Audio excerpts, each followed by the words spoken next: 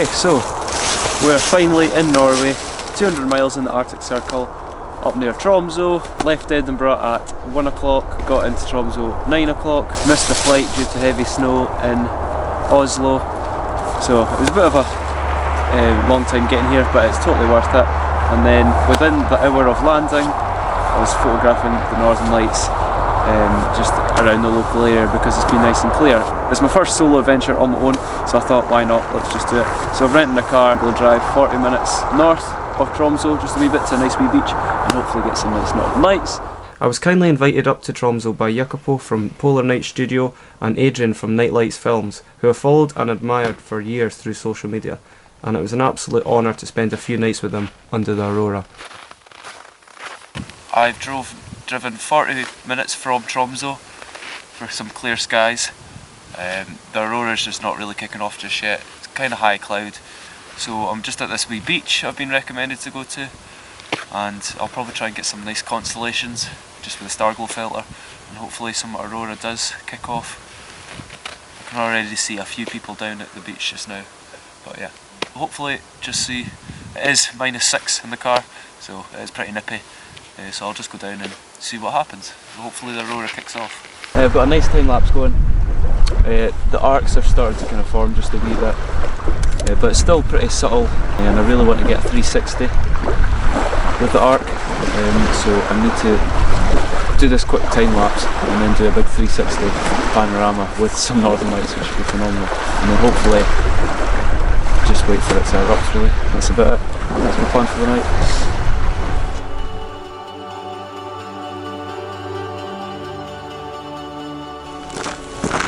Right, okay, so update for what's happened just now. Right, I've done the 360 because it was a nice faint arc on the horizon. So I thought, right, I'll get the 360 because obviously you can't, 360s you have to stitch a lot of images together, and if it's dancing all over the sky, it's impossible to stitch. So the arc was nice and kind of structured on the horizon, so I got a 360. Hopefully that turns out. Data is now going kind of berserk. So the BZ line's dropping a lot, the density is really getting higher. Apparently we're in a building stage or something like that. So the arc behind me is just starting to build and build and build and get higher. All the Aurora photographers in the local area are just putting, on social media going, get ready for tonight. So I'm actually really nervous to what I'm going to see. The two guys I'm with, I think they might be coming out as well soon, because the Aurora's apparently going to be apparently that good, so I just have to wait. So I've got everything ready, I'm just waiting now, and I'm trying to preserve my battery, just so I capture the main show when it arrives, whenever it does. If it does, hopefully it does. It's absolutely crystal clear, no clouds in the sky, so I don't know, I'm just really nervous now. The activity really started to increase in the fjords, and I was really getting excited because there was so much more colours you could see with the naked eye. More bands were visible with the naked eye, and it was only a matter of time before it did explode.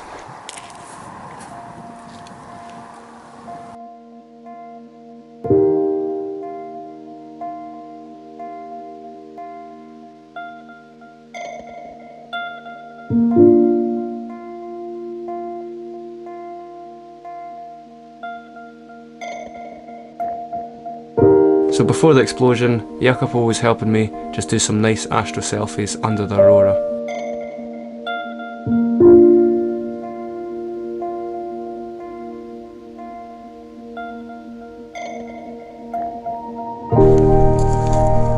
Right, so there's pillars there.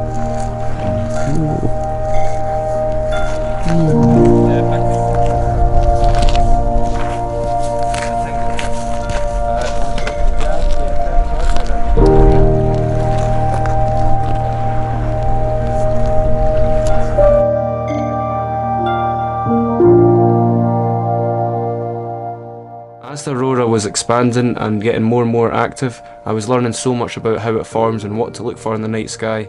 So the one really good thing to look for in the night sky when you're up at such high latitudes is the south band of the Aurora. That's the one that gets active, and that's the one you have to really keep an eye on, and it's the best one to capture during the time lapses because it gets really strong and then it starts to burst. So throughout the video, make sure to always look at this south band that I probably photographed quite a lot. It's really strong.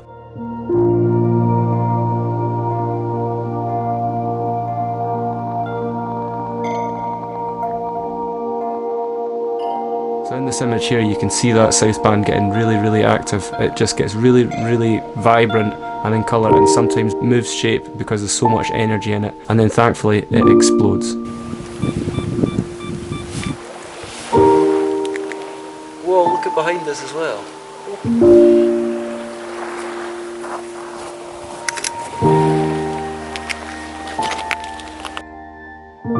I learned more tips and tricks of how to photograph the aurora when it was really bright and vibrant. Because I'm used to photographing in Scotland when it's on the horizon, I know the settings that are good for here, but when you're under the northern lights and they're dancing really quick, you do have to alter your settings just a wee bit. So I got really good tips from Adrian and Jacopo.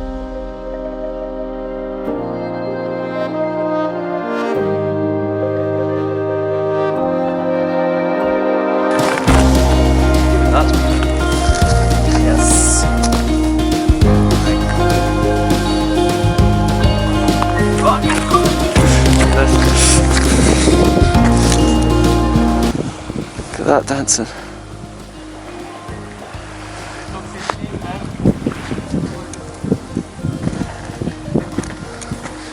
So we've got that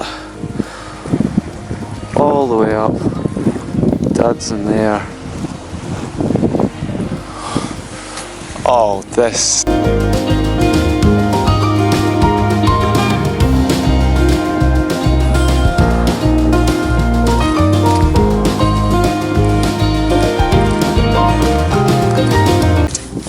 Vertical. I'll just get it like that and then I can... Oh! Look at that! Jesus! Whoa! Let's try and get on. Oh, look at over there as well! What the fuck? Sorry. What in the... Look at... Jesus, right, look, it's not, oh my god, oh fuck, this is, I'm just gonna keep pointing it up.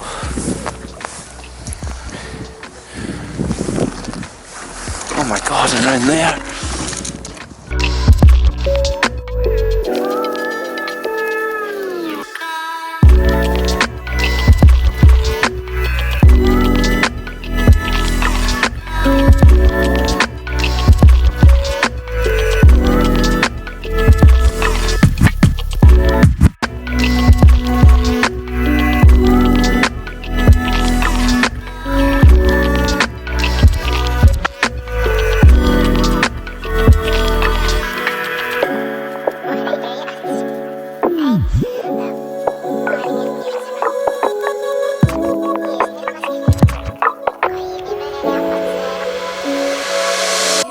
You just wanna hold it, don't wanna swim it over. It feels like you got it, you want your roller coaster. Don't ask me about my freedom, don't ask me about my wisdom. You want it, you need it, but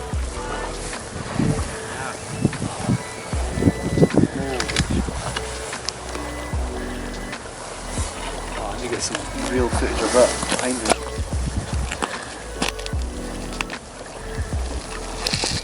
Whoa, that's getting bright. Holy sh... Oh!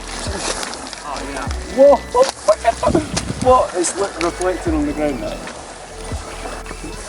What in the world is that? That is not natural.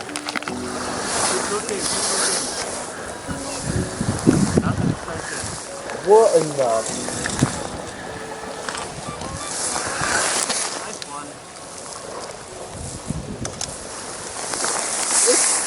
What in the... I just put it vertical, okay? It actually looks like reflects on the ground. Yes.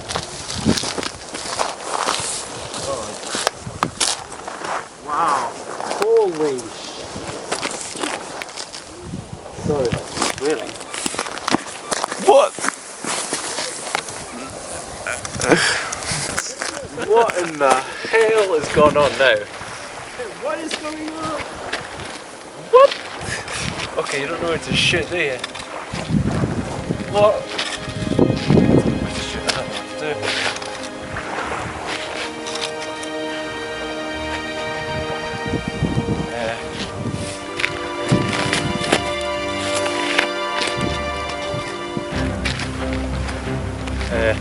Might have to turn the camera.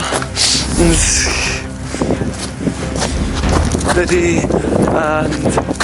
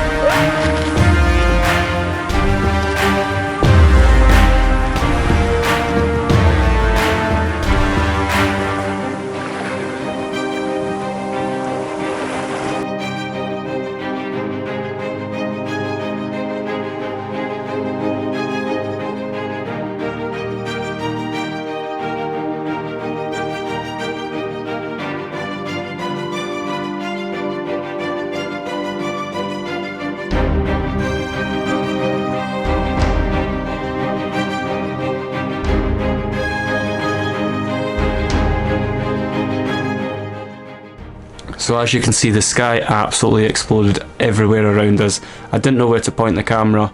I was absolutely just running around madness, just shooting every possible thing that I could, because obviously this is the first big show I've seen, so my camera was just everywhere at once. But just an unbelievable spectacle to see with the naked eye.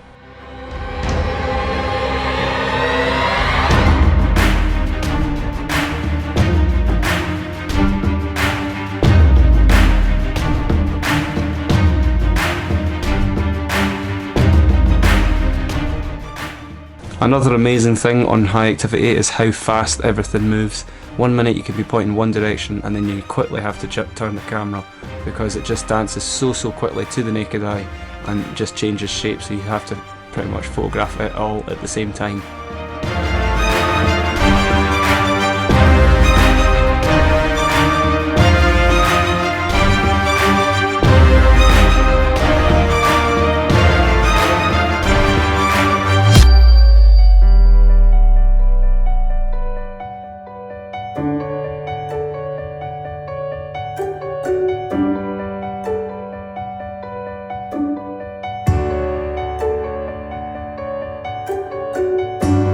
Shot here.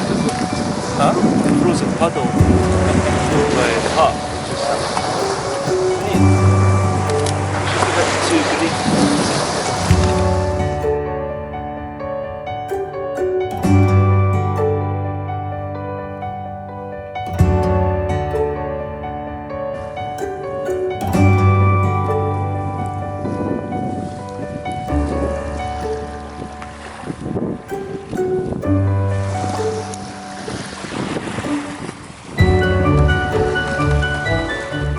So I dotted about the video of the really good pictures that I like, but here's a selection of all the other ones that I took.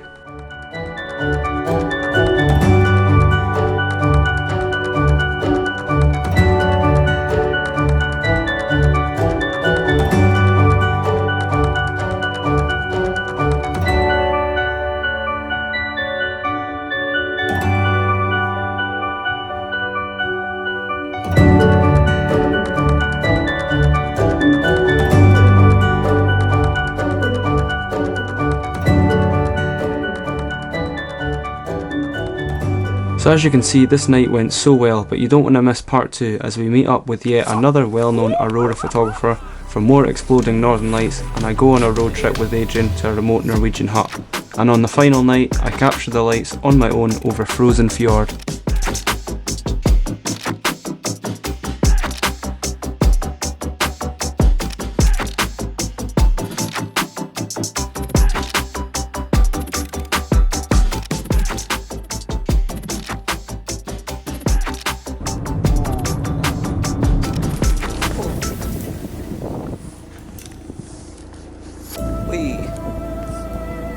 Oh, look at holy sh**!